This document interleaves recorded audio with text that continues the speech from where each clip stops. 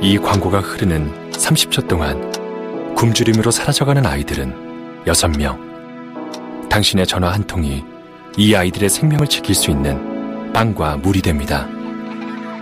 한 아이의 생명을 구하는 것보다 더 값진 일이 있을까요? 월 2만 원이 만드는 작은 기적. 지금 당신의 전화로 시작됩니다. 1899-7325 1899-7325 Save the Children. 한국 온라인 토론의 부활을 위해 아이토론닷컴에서는 논객들의 참여를 기다립니다. 한국에서 진정한 온라인 토론은 불가능하다라고 하지만 아이토론닷컴은 다릅니다. 토론은 틀림을 가리는 게 아니라 다름을 밝히는 것입니다. 토론은 OX 게임이 아닙니다.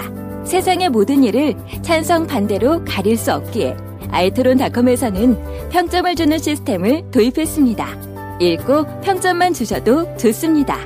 신뢰할 수 있는 토론, 토론의 프리미어 리그. 토론을 해도 평점만 줘도 푸짐한 상금 이벤트가 있습니다. 아이토론닷컴으로 오십시오.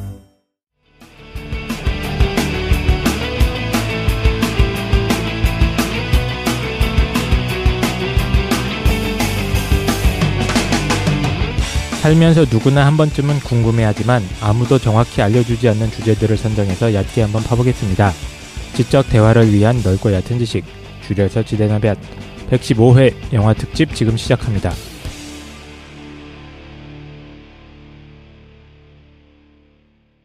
한 주간 잘 보내셨습니까?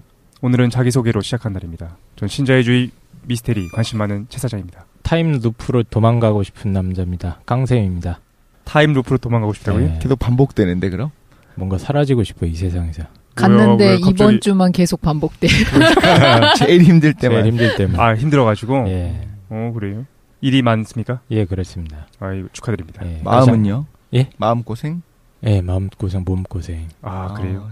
행복했던 시절로 돌아가고 싶어요. 네, 좀 껍데기만 계신 것 같아요. 그래요? 네. 어차피 뭐 내일 아니니까 괜찮습니다. 네. 숨쉬듯 가볍게 살아야지. 네. 숨이 무거워서. 그렇군요. 네. 알겠습니다. 덕이 가득한, 덕이 실한 남자, 덕실입니다. 그래요? 턱이 없어졌어? 그러니까. 네. 오늘 아침에 몸무게 보고 깜짝 놀랐어요. 역대의 몸무게를 찍었습니다. 아, 그래요? 이 상황이 너무 축하드립니다. 바빴어요. 저도 진짜 바빴는데, 그래서 잘 못 먹었다고 생각했거든요. 네. 근데 아닌가 봐요. 잘 먹고 있었구만. 그러니까 엄청 잘 먹었나 봐. 오랜만에 되게 귀여워졌어요. 네. 턱이 없어지면서 되게 귀여워졌습니다. 안녕하세요, 김도인입니다. 명상과 네, 동양철학을 동양철학을 하고 있는. 최근에 이제 작가로. 그렇죠. 예. 숨쉬듯 가볍게 잘 나가고 있던데. 예, 감사합니다. 출간 기념 사은품이 따로 나간다고 하셔가지고 네. 출판사에서 제 김도인 캐릭터가 들어간 수첩이 나간다고요. 책 구매하시면. 다 남의 얘기하듯이 해. 모르시나 봐. 사은품이 바뀌었다고? 네, 예전에 시민의 교양 책 사셨던 분들 받았던 달력 디자인해줬던 김엠스라는 분이 해주셨는데, 네. 제 캐릭터로 이렇게 만들어가지고 명상수첩식으로 만들었다고 하더라고요. 그러니까 수첩 넘기면 김도인 캐릭터가 들어가 있다는 네네, 거지. 저도 확인을 못해서 모르겠어요. 수첩을 이렇게 빠르게 넘기면 탁 하면서 얼굴이 움직입니까? 네네, 그 정도 되고 막 군둔 타고 야, 몰라, 나도 못 받았어. 나도 구매했거든요. 나는 양초, 양초 받았는데. 저 그거 주세요. 뭐야. 저 그거 못 받았어요. 양초 못 받았어요? 네네. 장난 아니구만. 나도 수첩 받고 싶은데, 어쨌든. 그리고 북콘서트도 진행하죠. 이번에 김도인 책 나온 기념회에서. 네. 우리 나올 때마다 이제 북콘서트 하지 않습니까? 네. 날짜가 정해졌습니다. 니네들한테 물어보지 않고 내 맘대로 막 정했습니다. 숨쉬듯 가볍게 북콘서트 일시 10월 9일 일요일 3시부터 6시까지 진행을 하고요. 장소는 베가마트홀, 강남구 삼성동에 있고요. 삼성역 근처라 가지고 걸어오실 수 있는 곳입니다. 인원은 400명이 되는데 이번 같은 경우에는 저희가 단독으로 이걸 진행하진 않고 예스24랑 같이 우리 협업해가지고 같이 진행하게 됩니다. 그래서 모든 티켓 판매 방식에 대해서는 예스24를 참고하셔야 돼요. 그래서 예스24에 들어가셔서 김도인 혹은 숨쉬듯 가볍게 라고 검색하시면 관련된 내용이 나옵니다. 티켓을 구매하는 방법. 이게 조금 복잡하더라고요. 내가 봤더니 이게 두 가지로 좀 나눠져요.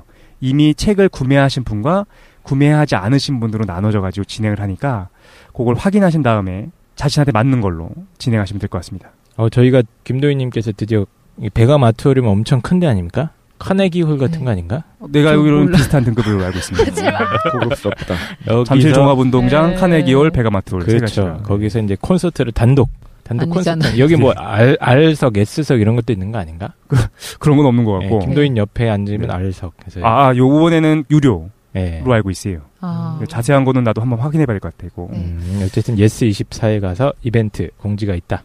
그렇습니다. 이걸 찾으면 된다. 예전에 알겠습니다. 우리가 그 시민의 교양 때 북콘서트 했었는데 그때 우리가 단독으로 진행하다 그게 보니까 좀 그랬죠. 그때 네. 많이 힘드셨대. 좀 왜냐면 불편하셨죠. 겨울에 막 자기 기다리시고 자리도 없고 막 그래서 네. 그래서 되게 이번에는 죄송했어요. 전문적인 어. 곳과 같이 한번 그래서 좀 좋습니다. 편하게 좀 보실 수 있게끔 준비를 예. 했습니다. 예, 일단 10월 9일 한글날인 거죠. 저희 어머니 생신이기도 한 10월 9일. 그리고 그 전야 그래도 제가 한글도 사실 그때 맞춰서 창조하신 거잖아. 그러니까 그렇게 알고 있습니다. 10월 8일 날 또 김도희님의 북콘서트를 그 축하하기 위한 전야제로 네네. 그 한강 여의도 한강공원에서 세계 불꽃 축제를 또 해요. 세계 불꽃 축제. 그 아, 그래요? 사실 이제 그만하라고 그게 이 부제고 자식들아. 원래 주제는 김도인 북콘서트 아. 전야제 전야제로. 그렇게 생각하시면 될 것 아. 같습니다. 역시 김도인 뭐 이제 전 세계가 기뻐해 주고 자기네 되고. 여기 숨만 쉴 수 있으면 가면 되는 거잖아요. 네. 우리가 지금 영화 특집 진행하고 있습니다. 그래서 첫 번째로 진행했던 것이 미스 페러그린과 이상한 아이들의 집 페레그린. 진행했었고 예. 두 번째로 했었던 것이 밀정 네. 강 선생님께서 해주셨는데 재밌었지 그지? 그리고 오늘 김도인이 준비했다고 합니다. 어마어마한 영화 준비했다고. 네. 블록버스터급 SF. 오늘 준비한 영화가 진짜로 일어날지도 몰라 기적 이거예요. 제목이. 진짜로 일어날지도 몰라 기적. 네. 아, 네. 뭐라고요?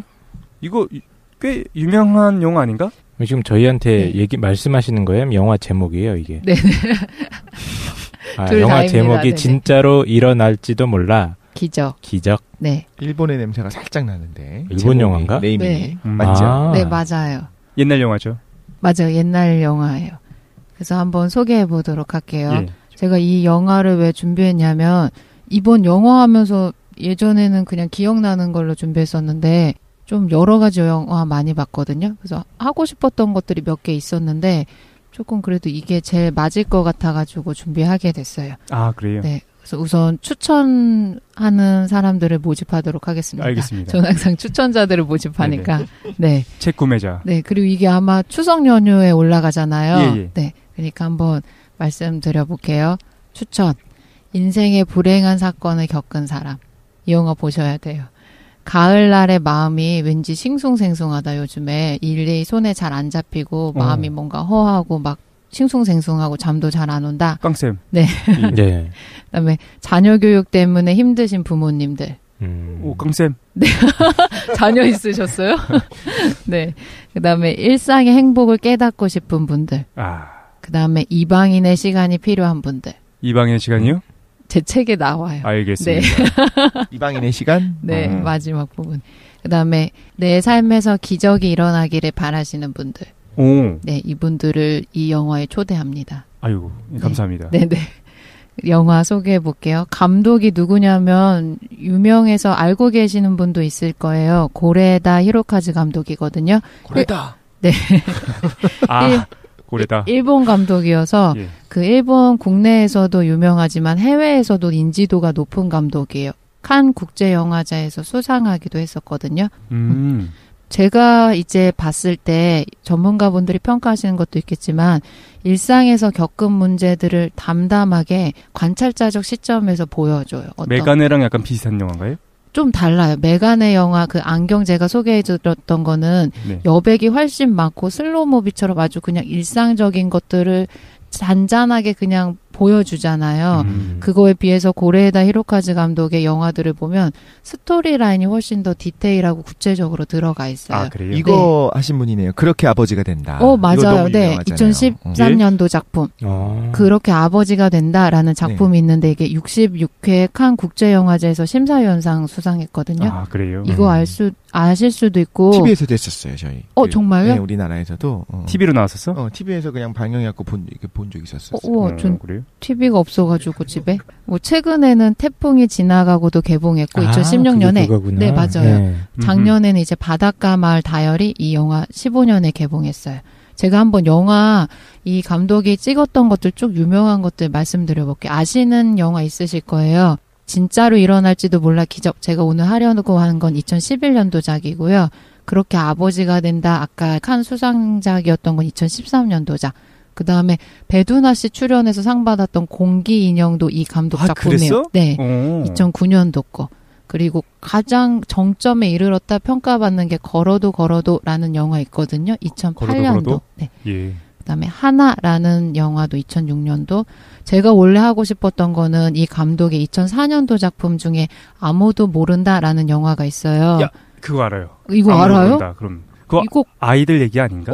이거 어떻게 아세요? 그 개봉 당시에는 그렇게 막 인지도가 있지 않아가지고 상영관도 거의 없었거든요. 그거 되게 슬픈 내용 아니야? 그 실화를 바탕으로 해가지고 네, 저는 버려진 아이들. 이 감독의 영화를 아무도 모른다라는 작품 처음 봤는데 20대 초반에 이걸 보고 충격을 받았었어요. 그래요? 아, 영화 제목이 아무도 모른다? 네, 네. 이게 진짜 잠깐 아무도 말씀드릴 모르는 것 같은데. 맞아요. 그렇구만. 이 감독 영화 중에서도 초창기작에 속하기 때문에 또 많이 지금에는 거론 잘 안 되거든요. 이게 57회 칸 국제영화제에서 아역 배우가 있어요. 여기에서 장남으로 나오는 아기라 유야라는 남자 배우가 15살로 칸 최연소 남우주연상을 수상해요. 진짜? 네, 어떤 그 줄거리를 가지고 있냐면 1988년에 일본에 스가모 아이 방치 사건이라는 게 일어난 적이 있었어요. 스가모 아이 방치 사건. 네, 아이들이 이제 방치돼가지고 있었던 사건인데 이걸 모티브로 해서 찍은 영화거든요. 주온 아닙니까? 주온? 네. 그럴 수도 있겠네요. 조언도 싫어요? 네. 근데 내라고? 알겠습니다. 그런 거 다 싫어하잖아요. 그래서 이거에서 모티브만 따오고 실제 내용이나 이런 거 디테일한 사건, 아이들의 감정 이런 거는 감독이 다 재구성했는데 이 영화를 15년 정도 준비해가지고 찍었다고 하더라고요. 15년이요? 네. 이야. 어떤 거냐면은 그 사남매가 있어요. 근데 이제 사남매가 아버지가 다 달라요. 어머니는 동일한데 그래서 엄마가 싱글맘으로 사남매를 키우는 거예요. 근데 이제 애들이 어리고 이제 소란스러우니까 남자 둘 여자 둘이거든요. 네.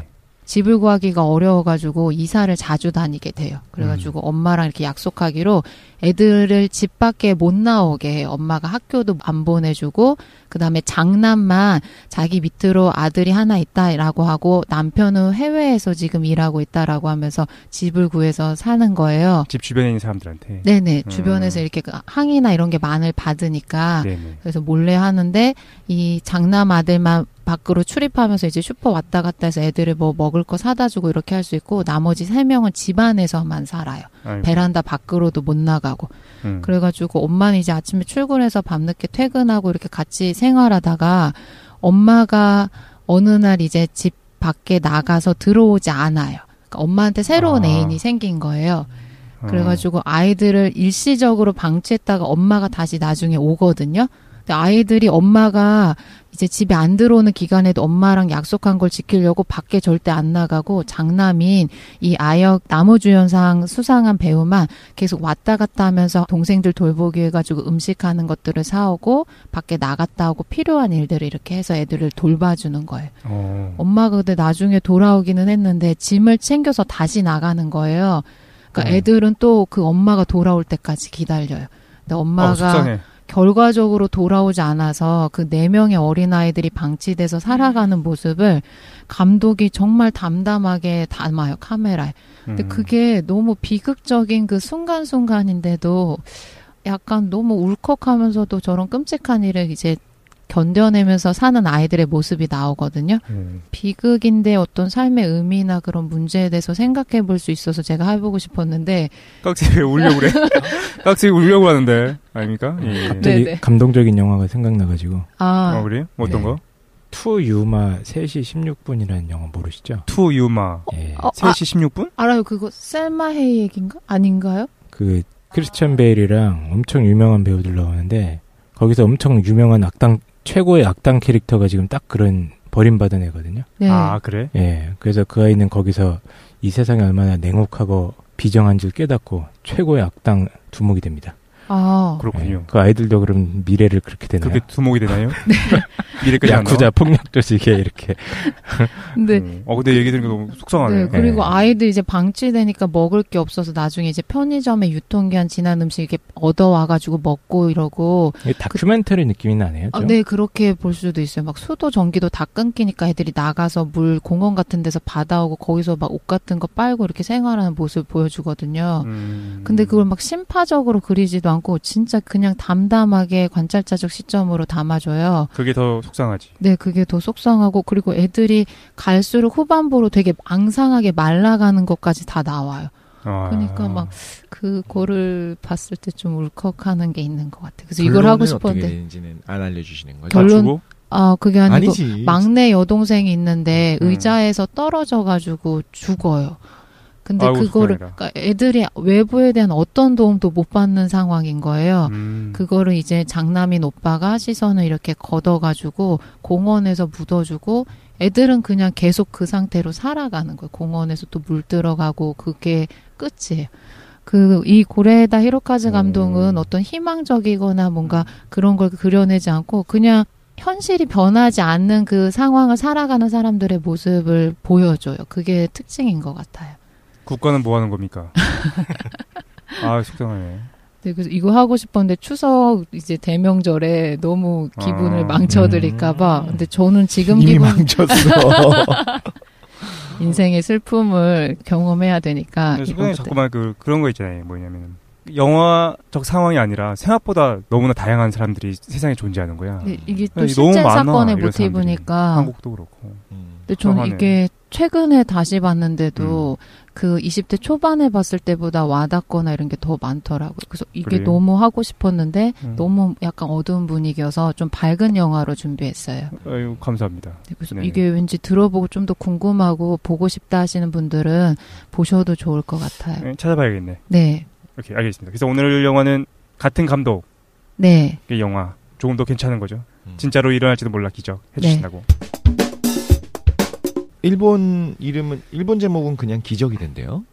그래요? 네. 아이위시 아니야? 네. 아이위시 기세키. 뭐라고요? 깜짝 놀랐어요. 뭐라고 했어? 키세키. 제가 그래요? 지금 키세키가 일본. 덕슬님 앞에 앉아 있잖아요. 자리에 바꿔서 지금 깜짝 놀랐어요. 숨진. 진짜로 일어날지도 몰라 이제 한국에서 이제. 이거를 좀 설명할게요. 줄거리 설명하기 위해서 포스터를 보시면 이거 인터넷에 찾아보시면 이제 다운로드 받는 방법이 있고 DVD 구매하실 수도 있거든요. 포스터가 상하로 2분할되어 있어요. 네. 이 칸에는 아빠랑 남동생이 찍혀져 있어요. 아빠랑 남동생? 네, 이게 이제 한 팀이에요. 그러니까 두 가족의 이야기를 교차 시점으로 계속 보여주거든요. 남동생은 누구의 남동생입니까? 말씀드릴게요. 예. 영화가 부모를 중심으로 이제 전개되는데 부모가 있는데 아빠 엄마가 사이가 안 좋아서 지금 별거 중이에요. 네. 그래서 다른 지역에 살고 있는데 엄마는 큰 형을 데리고 갔고 아빠는 이제 동생, 남동생 둘이 형제거든요. 두 명 형제를 한 명 한 명씩 맡아서 따로 이렇게 사는 모습을 보여줘요. 그러니까 아버지와 남동생이 있다고 그래가지고 네. 아버지의 남동생이니까 뭔가 삼촌인가 뭐 헷갈렸는데 네, 아버지랑 아들. 네, 아버지랑 작은 아들이 함께 살고 있고 오케이. 엄마랑 큰 아들이 함께 살고 있어요. 그 가족이 겪는 형제 이야기들을 교차 시점으로 보여준 게 주된 줄거리예요. 그렇군요. 그래서 포스터를 보시면 이분할되어 있는데 윗면에는 아빠랑 작은 아들이 찍혀져 있어요. 밑에는 엄마랑 큰 아들이 찍혀져 있고 엄마가 어디 사냐면 부모님 댁으로 가서 살거든요. 부모님 이제 외할아버지 외할머니랑 네 식구가 찍힌 사진이 있어요. 네, 그러니까 영화의 줄거리의 구성을 단적으로 포스터로 찍은 것 같아요. 아빠가 오다기리조네? 잘생겼어. 제가 양조위 다음으로 좋아하는 배우. 저 외국 배우 딱 2명밖에 이름만 안 좋아하거든요. 나오면 그냥 아유, 그래 진짜. 오다기리조는 정말 좋아요. 그래서 제가 아담 스미스랑 다윈은 어떻게 합니까? 플라톤 어떻게 해? 네, 오다기리조를 제가 2005년도에 처음 영화에서 보고 그때부터 오다기리조가 나온 영화는 별로 유명하지 않은 작품에 많이 출연해요. 그래서 막 영화관을 다 찾아가지고 꼭 찾아보는 배우 중에 하나거든요. 그래요? 좀 특이해요. 오다기리조라는 배우를 아시는 분들도 있을 텐데 일본에서 되게 유명하고 또 그렇죠. 한국에서 인기가 많아요. 특이하게. 보면 비주얼적으로 굉장히 멋진 배우거든요.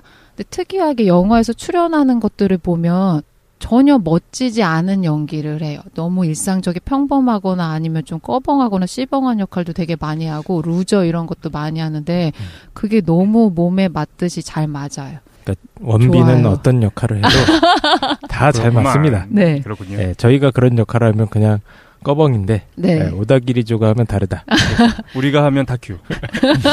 오다기리조가 하면 영화. 그렇죠. 연기파 배우. 그렇습니다. 그 오다기리조는 그리고 좀 약간 4차원 느낌이 있어요. 연예인 느낌이나 배우 느낌이라기보다는 그래? 좀 어떤 자기 면에서? 색깔이 되게 분명하고 그 분위기가 되게 매력적이어서 되게 좋았는데 네, 얘기해 볼게요. 지금 말씀해 주신 것처럼 아빠 역으로는 켄지 이름으로 나오는데 오다기리조가 나와요. 제가 좋아하니까 오다기리조 얘기 좀 할게요. 알겠습니다. 제가 오다기리조를 처음 본 거는 메종드 히미코라는 영화에서 봤는데 2005년작이에요.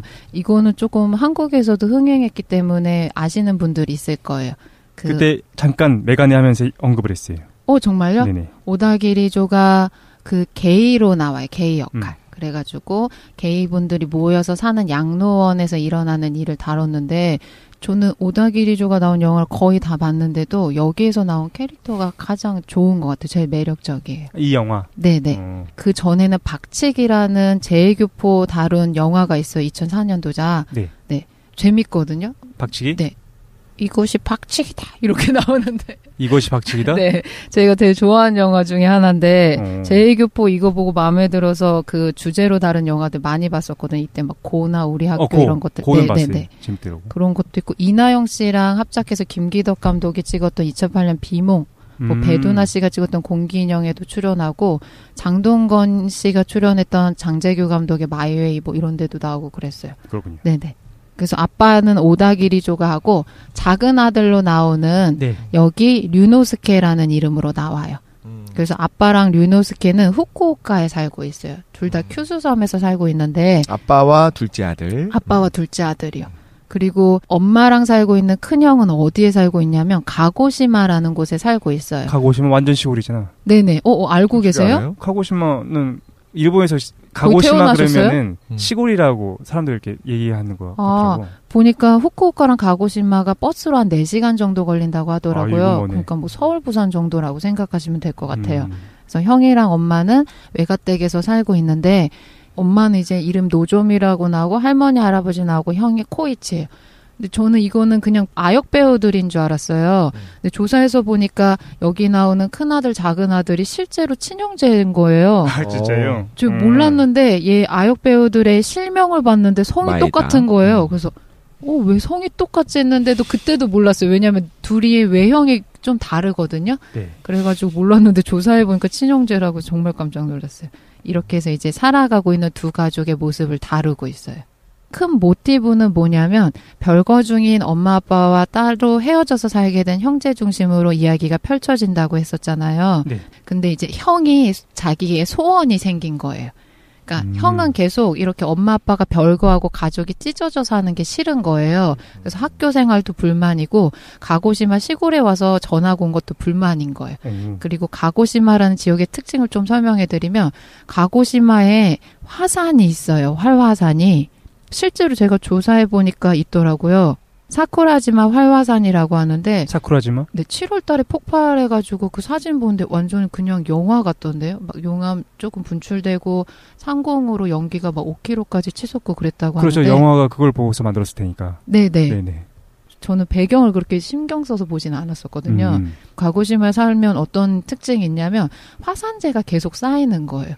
그래서 특이하게 실제로? 애들이 학교에 가가지고 등교해서 뭘 하냐면 화산재를 이렇게 계속 쓸고 옷에 화산재를 털고 이런 게 일상화되어 있어요. 아, 그 정도예요? 네. 근데 그러니까 그때 항상 그런 게 아니라 이제 그 활동기에만 그런 게 아니고. 아니 지금 계속 활동하고 있는 화산이니까 매일매일 그 일이 반복돼요. 정말. 네, 그러니까 이제 큰아들이 불만인 거예요. 왜 이렇게 화산재가 쌓이는 지역에서 사람들이 모여 사는지 그냥 불평불만인 거예요. 여기가 못마땅하니까. 그 형은 몇 살 정도 돼 있습니까? 초등학생으로 나와요. 정확한 나이는 영화상에서는 안 나오거든요. 아, 초딩님이시군요. 네. 예. 형이 이제 학교 생활을 하는데 형한테 2명의 친구가 있어요. 이름이 타스쿠라는 친구가 있는데 타스쿠의 꿈은 뭐냐면 학교에 사서 선생님이 있어요. 도서관에 근무하는. 네. 이 사치셈이라는 선생님과 결혼하는 게 꿈인 학생이에요. 이런 친구 타스쿠가 한 명 있고 그 다음에 아빠랑 여동생이랑 셋이 살아가는 걸로 나와요. 그리고 아빠가 매일 빠찡코에 가서 여동생이랑 항상 둘이 있어요. 네. 그 다음에 두 번째 친구는 마코토라는 친구인데 이 친구의 꿈은 이치로처럼 훌륭한 야구 선수가 되는 게 꿈이에요. 그래서 특이하게 이치로 선수가 먹는 걸 따라 먹어요. 카레 먹었다 그러면 막 카레를 먹고 우동 먹었다 그러면 우동을 먹고 막 이런 친구가 나와요. 그래서 이 두 명이랑 그 형이 코이치랑 셋이서 같이 어울려서 다녀요. 그 다음에 마코토는 마불이라는 나이 많은 개를 키우고 있어요. 마불이? 마불. 마불. 네, 마불. 마불. 네.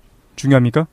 중요해요. 아, 마불이 중요해요? 네. 알겠습니다. 그 다음에 이제 형 코이치는 외가댁에 살고 있잖아요. 할아버지가 그 지역에서 예전에 전통 일본 과자라고 생각하시면 되는데 가루칸이라는 떡을 만들어 팔던 장인이었어요. 아, 네. 근데 이제 나이가 많으시니까 5년 전에 가게를 접고 그냥 이제 동네에서 소일거리 하시면서 지내시는 걸로 나와요. 할머니는 훌라춤 배우러 다니시거든요. 훌라? 네. 할머니 할아버지의 삶이 나오고 엄마는 이제 와가지고 여기에 마트에서 점원으로 일해요. 그 다음에 형이 이렇게 살고 동생이 누구랑 살았냐면 아빠랑 살았잖아요. 작은 아들이. 네, 아빠 켄조. 네. 왜 별거하게 됐냐면 영화상에서 드러나기로 아빠가 음악을 해요. 기타리스트인 거예요. 그러니까 이제 생활에 곤란이 생기니까 생계 유지에 책임지지 않아서 엄마랑 자주 계속 다투는 거예요. 그래가지고 별거한 거로 나오고 아빠는 후쿠오카의 작은 아들이랑 살면서 그냥 다시 자기가 하고 싶었던 기타리스트 그 일을 시작해요. 아. 그래서 하이데커라고 예전에 친구들과 15년 전에 만들었었던 멤버 활동을 다시 시작하는 걸로 나와요. 하이데거요? 네. 어이구. 하이데커. 하이데커. 그 동생 역기랑 형의 캐릭터가 완전 다른데 형은 약간 투덜이 같으면서도 이렇게 담담한 역할로 나오거든요. 근데 동생은 정말 말썽거리고 천진난만하고 되게 쾌활한 아이로 나와요. 또 아빠가 일하러 가시니까 집에 혼자 있는데도 저녁도 혼자 챙겨 먹고 텃밭에서 막 채소 씨도 심어가지고 기르고 자기가 아침에 일찍 일어나서 빨래도 널고 텃밭에 물도 주고 아빠도 깨운 다음에 이렇게 학교 가고 이런 아이로 나와요. 그러니까 되게 좀 밝고 긍정적인 아이. 동생도 초딩. 네, 동생도 초딩이에요. 대단한데. 동생한테는 친구가 조금 많은데 3명의 친구가 있거든요. 네. 이 아역 배우들이 중요해요. 고레다 히로카즈 감독이 찍은 영화들 보면 아역 배우 캐릭터가 정말 생생하게 잘 살아있는 게 특징인데 보고 있으면 저는 어떤 드라마나 영화가 굉장히 끌리냐면 선악구도가 명확하거나 캐릭터 선이 너무 분명하면 좀 별로거든요. 그러니까 어떤 나쁜 사람이 나오면 영화나 드라마 끝날 때까지 나쁘고 악역 욕먹는 사람들 있잖아요. 네. 그런 사람이 등장하는 건 좀 전 별로 안 끌려요. 그렇지. 너무 단순하고. 네, 왜냐하면 실제 사람은 너무 악해 보여도 나한테는 나쁜 사람이어도 다른 사람한테는 좋은 사람일 수 있고 누군가에게는 소중한 아들이나 가족일 수 있잖아요. 그러니까 독실이도 악해 보여도 네. 아내한테는 선한 사람일 수도 있는. 그럼. 네네. 근데 고레다 감독 걸 보면 아역 배우들이 너무 생생하게 캐릭터가 다 살아있고 주변 인물도 개성이 있게끔 살아있게끔 그려내는 게 되게 특징이에요. 이 3명의 친구들이 있는데 얘네들도 좀 이름을 알아야 되거든요. 오케이. 처음에 칸나라는 이제 여학생이 있어요. 칸나. 그림을 잘 그리는 게 소원이에요. 인형 같은 외모여서 일본에서 유명한 것 같은데 제가 일본 배우들을 잘 몰라가지고 두 번째는 어떤 배우가 있냐면 렌토라는 아이가 있어요. 렌토? 네. 장난감을 많이 갖고 싶어 하는 게 꿈이고 세계 최강의 블레이더가 되는 게 꿈이에요. 블레이더요? 네네. 그 다음에 메구미라는 학생이 나와요. 이 메구미. 학생이 네 아역 배우예요. 근데 자기 같은 반 친구 중에 유나라는 아이가 훨씬 유명해요. 그러니까 라이벌 관계인데 유나처럼 이제 유명하고 사람들이 알아주는 아역 배우가 되고 싶은데 자기 혼자서만 그 꿈을 간직하고 있는 여학생으로 나와요. 극 중에서 아역 배우 역할이군요. 네, 그리고 어머니가 예전에 배우 했던 출신이기도 한데 동네에서 작은 바를 운영하고 단둘이 사는 걸로 나와요, 모녀가. 얘기를 듣다 보니까 내가 이 영화를 본 것 같네. 정말요? 네네. 어떤 건지 알 것 같아. 기억이 나는 것 같아. 네, 그럼 더 얘기해 볼게요. 이렇게 해서 3명의 친구랑 동생 류노스케가 항상 같이 놀아요. 4명이서. 네. 그리고 얘네 넷은 따로 놀지 않고 아버지가 밴드 활동하잖아요. 아버지가 조금 친구 같은 아버지여서 밴드 멤버들이랑 자기 아들 친구들 항상 같이 뭐 음악도 연주하고 밤에 불꽃놀이도 하고 막 이래요. 네, 그런 좋다. 모습으로 나와요. 벌써 그냥 좋아, 그죠? 그래. 네. 그래. 그래서 이렇게 가족 구성원이 돼요. 그럼 줄거리를 시작해 볼게요. 가장 중요한 사건이 뭐냐면 형이 이제 가고시마에 전학 가가지고 이제 불만으로 생활하다가 어떤 이야기를 들어요. 수업 시간에. 오. 두둥. 어떤 이야기를 듣게 되냐면. 궁금해. 네. 제가 제목 붙이기를 펑또 이때 고로고로라고 붙였는데. 펑. 저희가 모르겠어요. 그냥 영화로 들어보니까 발음이 이렇게 들리거든요. 펑또 이때 고로고로. 이게 화산이 펑 터져서 대굴대굴 굴러야 돼. 이거를 꿈꾸는 거예요. 형이. 가고시마의 활화산이 터지기를 바래요, 형이. 왜 그러냐면 거기 화산이 터져야지만 네. 자기가 이제 다시 아빠랑 합쳐져서 가족이 엄마 아빠랑 같이 살 수 있다고 꿈을 꾸는 거예요. 아, 화산이 폭발하면 네. 갈 데가 없으니까 아빠한테 가겠구나라고 생각하는 네네. 거구나. 그러니까 자기의 소원은 이거예요. 펑또 이때 고로고로. 이게 아. 혹시 일본어 틀리면 말해주세요. 화산이 펑 터져서 사람들이 지금 대굴대굴. 딱 들어도 틀린 것 같은데. 그러면 자신 없으니까 뒤에 고로고로만 할게요. 대굴대굴 굴르면 좋겠다. 이래서 그걸 꿈꿔요. 예, 알겠습니다. 근데 이제 수업 시간에 그 앞에 친구들이 얘기하는 거를 듣는데 무슨 얘기를 하냐면 가고시마에 신칸센이 새로 뚫리는 걸 초고속 열차가 신칸센. 네. 시속 260km로 달리는 사쿠라오랑 하카타라는 지역에서 오는 츠보미라는 고속 열차가 있어요. 네. 두 개. 근데 친구가 얘기로 사쿠라호랑 츠보미호가 처음 만날 때 그때 엄청난 에너지가 생기면서 그걸 본 사람한테는 소원을 빌면 기적이 일어난대. 이렇게 둘이 쏙닥쏙닥 하고 있는 거를 들었어요. 형이. 스쳐 지나갈 때 네, 반대 네. 방향으로 그럼 상대 속도가 500이 넘으니까. 그러니까 에너지가 폭발하면서 기적이 발생할 수 있다. 그렇지. 또 일반적으로 우리가 알고 있는 사실이잖아요. 그렇죠. 과학 얘기하지 마. 뭔 과학 얘기가 당연한 얘기하고 있는데. 그래서요. 네. 그러니까 이제 형이 뭘 계획하냐면 기적 여행을 떠나기로 결심을 해요. 그래서 사쿠라호랑 츠보미호가 만나는 거를 순간에 때. 봐서 내가 이거 화산이 터지도록 소원을 그때 빌어야겠다라고. 펑또 이때 고로고로를. 네. 그래서 외치는군요. 그 자기 친구 2명한테 가자고요. 타스쿠랑 그 다음에 마코토한테. 신칸센을 타러 아니면 그걸 보러. 그걸 보러 가는 거예요. 네. 마주치는 걸 보러. 와. 네. 딱 그 위치에 가는 게 쉽지 않네요, 정말로. 지금까지 얘기 들어봐서는 무슨 재난 영화 아닙니까? 화산이 터지고 막 아이들이 에너지를 돌아다니면서 모으고 도망다니고. 그러고 후속편이 2011입니다. 예. 그래서 이게 어디서 만나냐면 구마모토 현에서 만나는 거예요. 그러니까 애들이 다시 여기를 가려면 기차를 타고 가야 돼요. 그래가지고 형이 이 기적여행을 기획하는 것부터 이제 영화가 점점 고조되기 시작해요. 그리고 흥미진진하구만. 네, 흥미진진하죠. 아주 형은 꿈을 꾸면서 동생한테 전화해. 둘이서 맨날 전화를 하거든요, 종합통화. 근데 형은 이제 자꾸 동생이랑도 같이 살고 싶고, 아빠랑도 같이 살고 싶으니까 계속 엄마랑 아빠랑 같이 살아야 돼. 그걸 동생한테 얘기해요. 근데 동생은 약간 해맑은 캐릭터로 나오잖아요. 네. 그러니까 동생은 그렇게 큰 별로 관심을 안 보여요, 형의 이야기에. 지금 살만 해도 만족한다. 자기가 옮겨간 지역에서도 친구들이랑 잘 살고, 혼자서도 생활 잘하고 있는 거예요, 씩씩하게. 그래가지고 이제 형에 대해서 이렇게 맞춰주는 걸로 나오는데 동생이 이렇게 대사하는 것들인데 제가 보면서 되게 감탄해요. 그런 아이들을 보면 저는 약간 형 쪽 캐릭터랑 비슷하거든요. 약간 뭔가 무뚝뚝하고 약간 무심하고 이런 캐릭터에서 저렇게 쾌활하고 활발하고 이런 캐릭터를 보면 저렇게 인생을 살면 참 좋을 텐데라는 생각을 좀 하는데 독실이 같은 사람. 네. 동생이 정말 매력적으로 나와요. 독실이는 매력 덩어리죠. 아까 나쁜 놈이라며. 아이 뭐 어쨌든 뭐 예 알겠습니다. 네, 그래서 이제 동생한테도 자기 이렇게 소원이 있다고 해가지고 빌러 간다고 했는데 동생이 약간 시큰둥하게 반응하니까 형이 삐져요.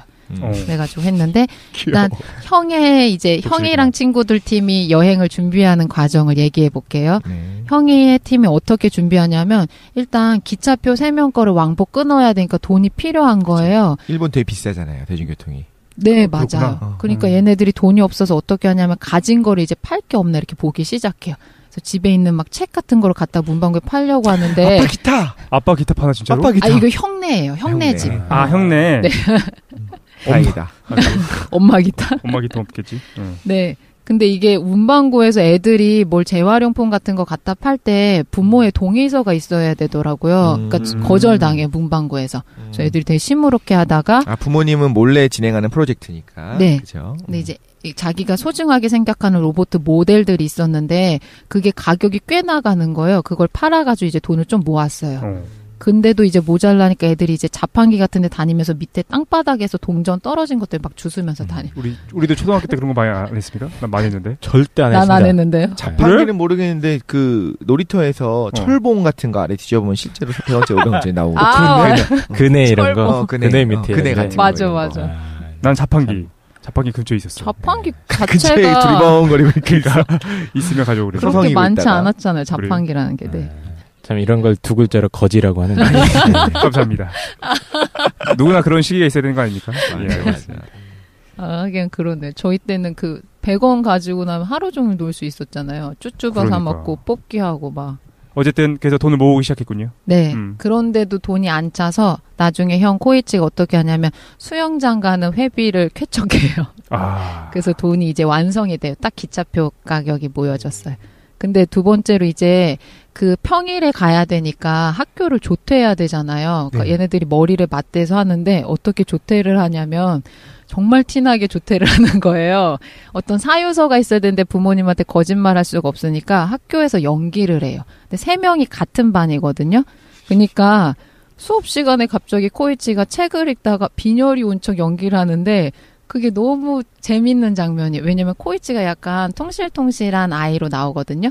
근데 책을 막 시를 읽다가 갑자기 너무 인위적으로 머리가 아프면서 주저앉아요. 그래서 친구가 얘 아픈 것 같다 그래서 양호실에 데려갔는데 그거에 대해서 한 10초도 지나기 전에 앞에 앉아있던 친구가 다시 막 쓰러져요. 엎드려가지고. 그러니까 3명이 동시에 양호실에 가요. 선생님들은 앞에서 보면 분명히 100% 다 아는데 맞아요. 못 본 척 해주고 속아주고. 네, 그러니까 이제 양호 선생님이 안 거예요. 그러니까 애들이 와가지고 막 아픈 척 하려고 연기하고 있는데 너희 오늘 어디 가냐 이렇게 물어봐요. 그래서 양호 선생님이 여자여서 이제 담임 선생님이 올 거잖아요. 검사하러. 담임 선생님이 남자 선생님으로 나오거든요. 네. 그러니까 양호 여선생님이 어떻게 애들한테 힌트를 주냐면 겨드랑이에다 온도 올려야 되니까 체온계를 빠르게 비비면 온도가 올라갈 거니까 애들이 막 겨드랑이에다가 체온계를 막 비비기 시작해요. 그래서 이제 담임 선생님 문 열고 들어오니까 양호 선생님 막 도와줘. 애들이 감기 기운 있는 것 같다. 다른 애들 옮을 수도 있으니까 조퇴해야 될 것 같다. 근데 담임 선생님도 이미 눈치챈 거예요. 그러니까 너 체온계 비벼가지고 뭐 온도 올라갔지라고 하는데 그때 갑자기 누가 등장하냐면 코이치 외할아버지가 와요. 네, 그러니까 코이치가 전날에 외할아버지한테 부탁을 해놨어요. 자기 찾아와서 학교 조퇴할 수 있게 해달라. 근데 외할아버지가 너무 빨리 온 거예요. 생각보다 빨리 오셨군요. 네. 그러니까 거기서 외할아버지가 또 되게 자연스럽게 연기하는 게 아니고 막 동공 지진 나면서 막 우왕좌왕하면서 담임 선생님도 잘 못 보고 애가 어제부터 아팠는데 막 오늘도 좀 열이 나면서 근데 할아버지가 너무 그 캐릭터도 되게 매력적으로 나오거든요. 그래서 그 모습을 다 알면서도 그냥 넘어가는 거예요. 할아버지는 그 상황에 자기가 빨리 도착했다는 걸 모르고 되게 혼신으로 막 연결하는 거 땀을 뻘뻘 흘리시면서. 원래는 담임 선생님이 집에 연락하면 할아버지가 와야 되는데. 네네. 너무 빨리 오셨군요. 네네. 알겠습니다. 그러니까 연락도 가기 전에 문을 열고 등장한 거예요. 네가 아프다고! 갑자기 오더니 연락받고 왔습니다. 그렇구나. 네. 그래가지고 이제 조퇴를 하게 돼요. 좋네. 네, 근데 애들이 뭐라고 하냐면 할아버지 너무 빨리 왔어 막 이러면서 애들이 오히려 어른에 대한 행동이나 이런 것들 막 걱정하는 장면들이 자주 나와요. 그래서 이제 조퇴가 성공적으로 끝마치게 돼요. 형은 준비팀이 다 갖춰진 거예요. 동생네로 넘어가 볼게요. 후쿠오카에 살고 있던 동생은 이제 자기도 기차표를 마련해야 되잖아요. 근데 동생은 이제 형보다 더 어리니까 어떻게 방법을 하냐면 동생이 제가 쾌활하고 개구진 캐릭터로 나온다고 했잖아요. 밤 늦게 아빠가 퇴근하기를 기다려요. 아빠가 항상 일을 마치고 아들이 자고 있을 때 퇴근을 하거든요. 정확한 일은 안 나오는데 막노동을 하는 것 같아요. 정비했던 것 같기도 하고. 네네. 약간 뭔가 이렇게 그 검은 이런 칠이 묻어서 퇴근을 하거든요. 아빠가 퇴근하니까 아빠한테 여기 앉아보라고 해요. 자기가 이렇게 팔짱 끼고 기다리고 있어요. 아빠를 어둠 속에서. 아빠가 하면서 오다기리조 씨가 약간 무릎을 꿇고 앉아요. 아들 앞에. 앉아봐. 네. 그러더니 할 말 없어? 아들이 막 얘기를 하기 시작해요. 나도 실은 지금 엄마 아빠 따로 떨어져서 힘들다. 근데 힘든 척 안 하고 되게 씩씩하게 잘 살아보려고 하고 있다. 그래가지고 아빠 때문에 이렇게 힘들고 그런 거를 내가 견디고 있다. 이렇게 얘기를 해요. 그러니까 아빠가 미안하니까 되게 미안해하면서 무릎을 꿇고 계속 얘기를 들어요. 그러더니 본론을 꺼내는데 그래서 아빠는 내 덕에 지금 양육수당을 받고 있지 않냐 이렇게 말해요. 어린애가. 그러니까 나는 이번 달 거는 나랑 밤띵 해가지고 나한테 50%를 주면 좋겠다라고 애가 얘기를 해요. 장난 아니구만. 그러면서 아빠가 사고 싶은 기타는 나중에 사고 그 양육수당 반을 나한테 달라. 그러니까 아빠가 진짜 당황해요. 네, 그래서 기차비를 마련한 걸 나와요. 동생은. 동생이 수완이 대단하구만. 네, 동생이 수완 대단하죠. 그래서 보면서도 막 너무 사랑스럽게 나와요. 근데 그 아버지의 태도가 되게 뭐랄까 일본스러워? 아니 그 좋네요. 너무 좋아. 귀 기울여 듣고 진지하게 같이 생각하고 보통 한국에서는 일반적으로는 그렇게 하면은 보통 까이죠. 한국은 많이 권위적이기도 하고. 네네. 일단 양육수당이 없잖아요, 한국은. 이거 정부에서 받는 양육수당이에요. 요거는. 네네. 아내에게 그 구체적인 건 모르겠는데 별거 중이어서 뭔가 양육수당이 나오는 것 같아요. 네. 아들이 그렇게 얘기하거든요. 네. 그래서 이제 형 팀이랑 동생 팀이 준비가 다 끝났어요. 그래서 거기서 둘이 출발하게 돼요.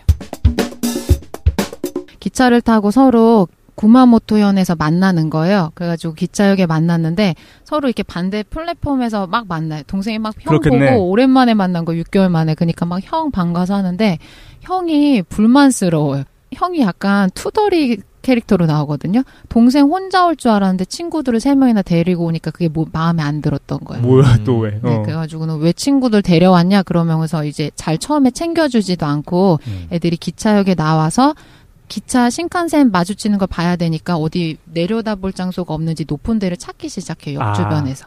그래서 두 번째 장면은 어디로 넘어가냐면 구마모토 역에 도착한 걸로 나와요. 어쨌든 7명의 아이들이 같이 돌아다니고 있는구나. 네. 제가 두 번째로 되게 마음에 들었던 장면인데 영화에서 어떤 장면이 나오냐면 형네 친구들 해가지고 3명, 동생네 팀 4명, 7명이잖아요. 높은 장소로 이렇게 뛰어가는데 뛰어가다가 아까 제가 말씀드렸던 동생 역의 친구 중에 렌토라는 아역 배우가 있어요. 장난감 많이 갖고 싶어하는. 네, 장난감 많이 갖고 싶어하는 렌토가 가방을 막 뒤지더니 다시 역 쪽으로 달려가요. 뭐를 빠뜨리고 온 것처럼. 근데 가다가 누구랑 마주치냐면 동네에 이렇게 돌고 있던 순경 아저씨랑 마주치는 거예요. 네. 그 순경 아저씨가 좁은 지역이니까 모르던 어린아이가 돌아다니고 있으니까 너 어디 가냐 이렇게 물어보니까 애가 당황해서 어떻게 하냐면 막 뛰어가면서 저 조깅하고 있습니다 하면서 막 뛰는 거. 자연스럽구만. 네. 근데 애들은 렌토가 사라진지 모르고서 계속 위로 올라가가지고 장소를 탐색해요. 그러다가 이제 렌토가 없어진 걸 알고서 렌토를 막 찾으러 다녀요. 그러니까 형이 이제 동생을 책망하는 거예요. 너 왜 친구들 데려와서 그런 애 데려와가지고 길도 잃어버리고 이게 뭐야 하는데 저녁 늦게까지도 못 찾아요.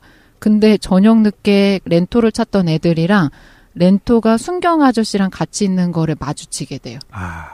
그러더니 애들이 막 아는 척하니까 렌토를 순경 아저씨가 야 여기 네 친구들이야 물어봤어요 렌토한테. 렌토가 아니라고 모르는 척해요. 왜? 렌토는 왜 그랬냐면 순경 아저씨한테 걸리면 얘네들이 거짓말하고 이제 여행을 온 거니까 문제될 줄 알고 순경 아저씨를 데리고서 동네를 계속 배회하고 있었던 거예요.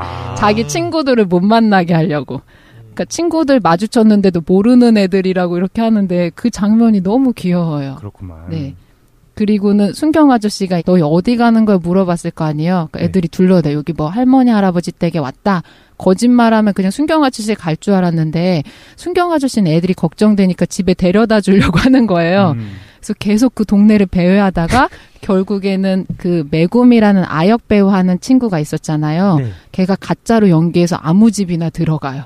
마치 거기가 할머니 할아버지 댁인 것처럼 여기가 우리 할머니 할아버지 댁이다 하고서 갔는데 다 왔으니까 가셔도 돼요 이렇게 하려고. 네. 그 집에 갔는데 진짜 할머니 할아버지가 살고 있는 집이었어요. 할머니 할아버지 받아주죠. 받아줘요. 이거 보셨나봐요, 최 사장님은. 기억나는 것 같아, 영화. 할머니가 빨래를 넣으시다 애들이 갑자기 들어와가지고 뭐 할머니 안녕하세요 인사를 하니까 되게 당황한 표정으로 이렇게 나오거든요. 네. 그래가지고 하는데 이게 내가 이렇게 많은 자손을 번창시켰던가 생각하면서. 네, 이 실제로 노부부는 노리코라는 외동딸이 있었는데 외동딸이 어렸을 때 집을 나갔어요. 여기서 살기 싫다고. 그래서 어린 딸의 행방을 모르고 두 부부만 살고 있는 거예요. 외롭게. 거기 애들이 지금 7명이 찾아온 거예요. 근데 이 노리코라는 외동딸이 누구냐면 복선처럼 나오는데 메구미의 엄마인 것처럼 나와요. 정말? 네, 그러니까 메구미는 여기 할머니 할아버지가 자기 할머니 할아버지 거다라는 거를 약간 눈치챈 것처럼 나오고 할머니 할아버지는 어떻게 생각하냐면 두 분이서 밤에 얘기를 하는데 애들이 들어올 때 꿈인 줄 알았다. 어렸을 때 우리 딸이랑 너무 똑같아가지고 꿈꾸는 것 같았다. 막 이렇게 말씀하시거든요. 그리고 애들이 갑자기 7명 있고 분주하고 막 집안에 활기가 돌잖아요. 그러니까 할머니 할아버지가 좋으셔가지고 막 애들 음식도 마련해 주시고 잠자리도 이렇게 마련해 주세요. 지금 경찰은 어디 있어요? 경찰 데려다주고 이제 소개시켜주고 갔어요. 할머니라고 거기가 진짜 하니까 할머니 할아버지인 줄 알고. 돌아가는 네. 그럼 애들은 이제 다시 빨리 기적 보러 가야 되잖아. 근데 기적. 밤이야, 이제 지금. 밤이니까 아침에 이제 기차를 보러 가는 거예요. 그리고 애들은 다 이제 잠이 들었는데 제가 그 세 번째로 마음에 든 장면인데 형제가 이제 서로 조우하는 장면이 나와요. 형제가? 네. 일단 밤이 됐고 음. 그러면 이제 다음 날의 일을 2부 때. 그렇죠. 잠깐 쉰 다음에. 네. 그럼 실제로 이제 기차가 만나는 장면을 볼 수 있는지 네. 잠깐 쉰 다음에 계속해서 한번 들어보도록 예. 하겠습니다. 네. 가출 비행 청소년들의 어떤 거짓말과 이제 속임수가 난무하는 그리고 이제 재난 영화로 이어질 수 있는 그렇군요. 그렇지. 예. 얘네들의 소원대로 기차가 스쳐 지나갈 때 화산이 폭발하는. 그렇죠. 네. 그리고 어떤 에너지를 받아서 어떤 안드로메다로 갈 수 있는. 그리고 그런. 곧 기적을 제가 행해드리겠습니다. 알겠습니다. 네. 2부가 기대됩니다. 잠깐 쉬시지요. 네.